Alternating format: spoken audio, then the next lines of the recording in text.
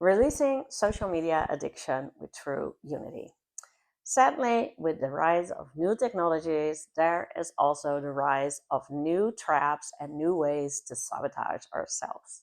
So, today I'm talking about social media addiction, and it doesn't matter if you're addicted to WhatsApp, to TikTok, to Instagram, to X or Twitter. All types of social media have an addictive component to them because for their creators, the more time we spend on them, the more they can show us all kinds of ads and the more revenue they have. So, because of that, they make it a lot easier for us to spend a lot of time on social media, even when it's not the right thing for us to do. If you're struggling with all kinds of other addictions, I definitely recommend that you check out the playlist of addictions so you can check if there's already a true Unity video addressing your specific addictions. Because while we would like to be addiction free, the truth is that some of us are highly susceptible to addictive things, but all of us struggle with addictions.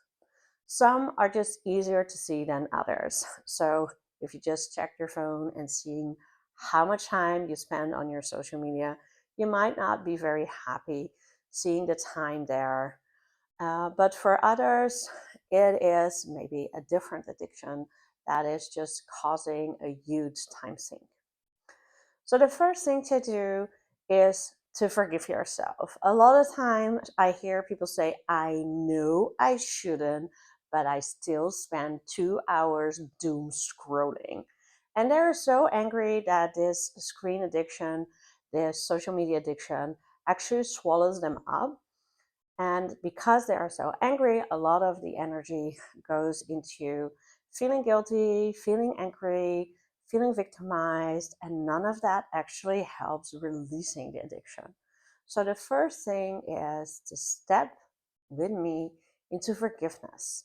And if you haven't done any True Unity video before, check out True Unity Explain or simply follow along in this video with the steps. So the first step is I forgive my social media addiction. And just breathe in and out. And if you're like me and you don't have any social media, except for the ones for your business, not much would happen. But if you notice that you do have a social media addiction, you might get frustration in the jaws.